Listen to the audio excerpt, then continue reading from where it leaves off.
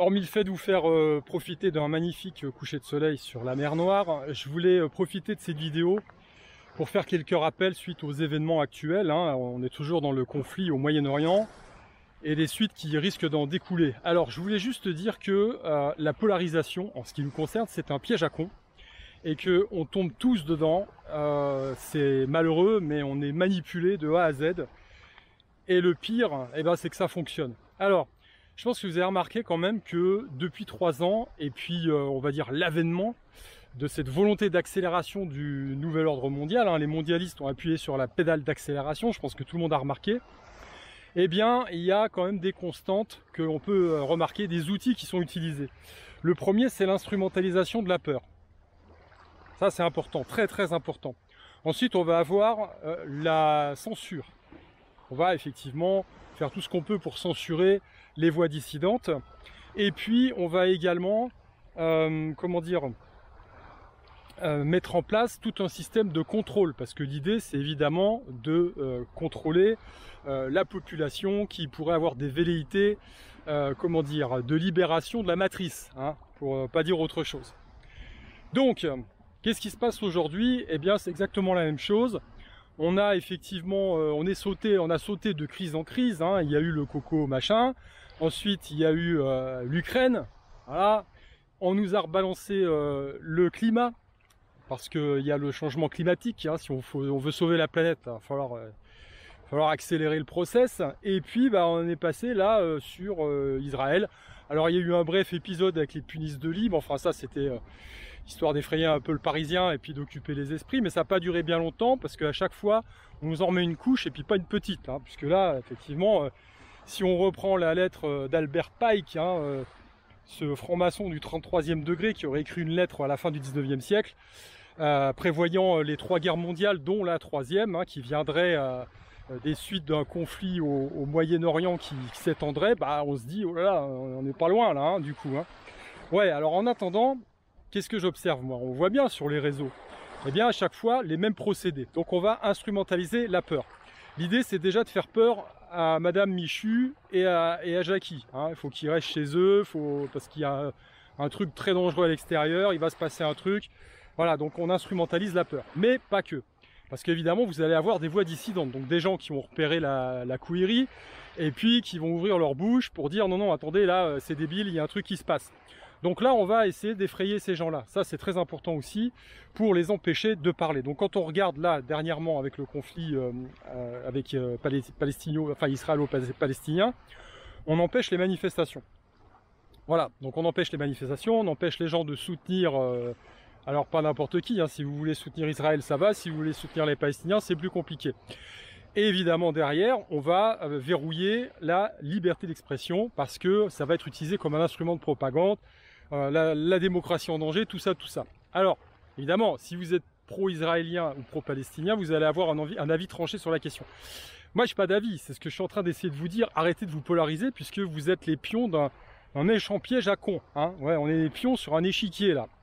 Donc pourquoi? Parce que le procédé est exactement le même. Quand il y a eu le Coco Circus, c'était exactement la même chose. On a fait peur aux gens, on a fait peur aux voix dissidentes parce qu'on les a menacés. Il y a des gens qui se sont retrouvés vraiment très très embêtés. Je rappelle des comptes bancaires bloqués au Canada, etc. Il y a eu des gens qui ont été poursuivis.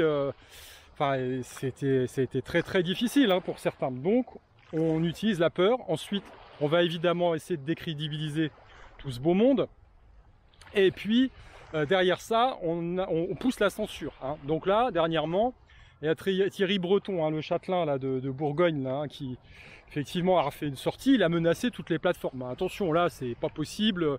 Si vous poussez de la désinformation, parce que effectivement, les gouvernements ne sont pas de pourvoyeurs de fake news depuis ad vitam. Non. Mais bon, bref. Ça va toujours que dans un sens. Donc effectivement, là, ils menacent les plateformes. Attention.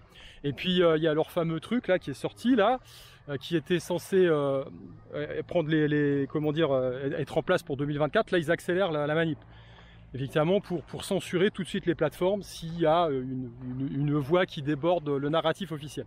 Donc on voit qu'à chaque fois, la bonne crise qui est mise en place ou qui sort comme ça, on va dire, elle est réutilisée. N'oubliez pas, ne jamais laisser passer une bonne crise. Donc la censure, accélère. Hein. Vous avez des étudiants de Harvard et de Berkeley, on les a menacés d'être mis sur une liste noire s'ils manifestaient leur soutien aux Palestiniens. Donc voilà, donc que ce soit palestinien, israélien ou autre, c'est pas le problème, c'est qu'à chaque fois on va segmenter et diviser les individus. Alors c'est ce qui est assez magnifique dernièrement, c'est qu'avec ce conflit-là, eh bien on observe que la dissidence, les voix dissidentes se sont fracturées. Moi je l'ai vu très clairement sur Twitter, on a des gens qui ont abandonné leur combat anti-mondialiste pour comment dire, remettre la défroque, on va dire, tribale. Hein. Donc les gens se polarisent, voilà, donc ils sont effectivement soit pour Israël, soit pour la Palestine, et ils ne se rendent pas compte qu'ils se font niquer au milieu. Non, parce que vous vous faites avoir, très clairement, vous vous faites avoir. Je rappelle juste une chose, c'est le même fond du problème avec l'Ukraine. Hein. On peut être pro-Poutine ou pro-ceci, cela. Je rappelle quand même que pendant le Coco Circus, tout le monde a collaboré. Hein. Tous les gouvernements du monde ont collaboré à cette saloperie. Poutine y compris. Hein. Les Israéliens, ils y sont allés les deux pieds dedans. Hein. Quand on regarde dernièrement le gamin qui a servi, on ne peut pas dire autre chose malheureusement pour lui, hein, qui a servi la propagande vaccinale en Israël, hein, parce qu'il fallait effectivement pousser les gamins à s'injecter le truc, bah, il est décédé dernièrement. Il a fait une coïncidence le pauvre. Hein. Paix à son âme. Voilà, donc ils n'ont pas été épargnés. Hein. Tout le monde a collaboré. Donc aujourd'hui, on vous demande de vous polariser. Mais c'est un piège à con. Je rappelle quand même que pendant, encore une fois, le Coco Circus, à Moscou, ils ont essayé aussi de mettre en place un pass sanitaire. Hein. C'est le peuple et les hackers qui se sont levés et qui ont, on va dire, manifesté violemment, ce qui fait que le gouvernement a fait machine arrière. Poutine, lui, était resté en retrait. Et puis après, il a pris le parti de la majorité, on va dire. Voilà. Donc non, ça sert à rien de se polariser. Aujourd'hui, c'est un énorme piège parce que pendant ce temps-là, on a les monnaies numériques de banque centrale qui sortent. Hein. Christine Lagarde a fait sa sortie il n'y a pas longtemps, là, en nous disant que pour 2025, ils allaient mettre le truc en place. Et puis, rassurez-vous, on va conserver le cash, hein, bien sûr. Bref, donc en termes d'instruments de contrôle, c'est juste hallucinant. Aujourd'hui, on utilise déjà la reconnaissance faciale. Les Israéliens l'utilisent a priori pour repérer les terroristes et puis identifier les gens qui se sont fait, comment dire, tuer pendant cette attaque.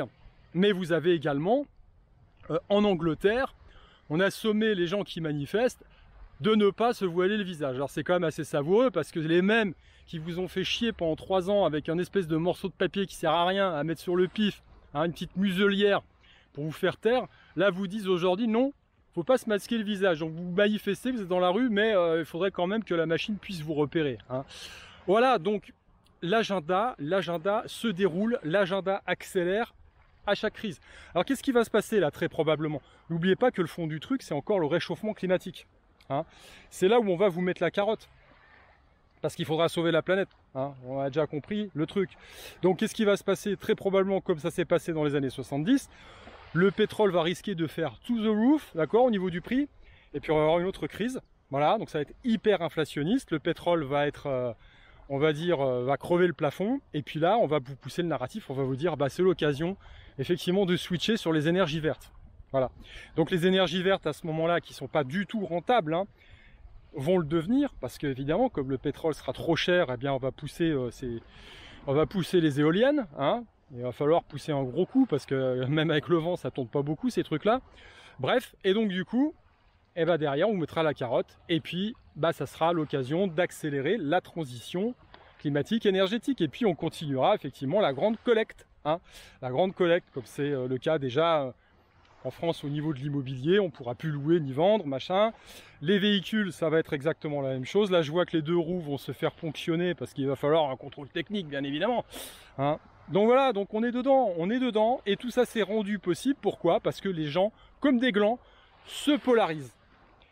Je pense qu'à un moment, il faut quand même comprendre et réaliser qu'on ne fait pas partie du même monde. Hein. Vous avez des élites qui sont détachées, on va dire, du peuple, de la population de base, et puis qui se dit qu'à l'époque merveilleuse dans laquelle on évolue, avec l'intelligence artificielle et la robotique, il y a plein de bouches à nourrir inutiles qui consomment, bien évidemment, des ressources limitées sur la planète.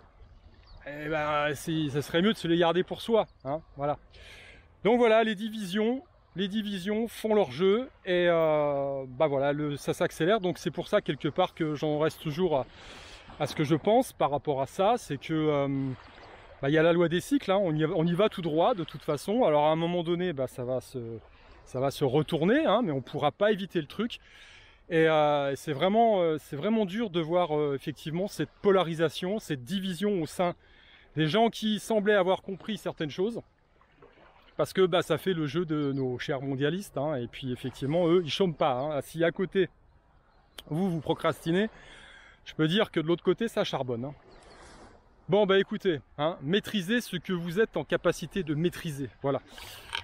Contact avec la nature, entraînement, positionnement mental solide et positionnement spirituel adéquat. C'est la base de la base. Allez, je vous dis à plus.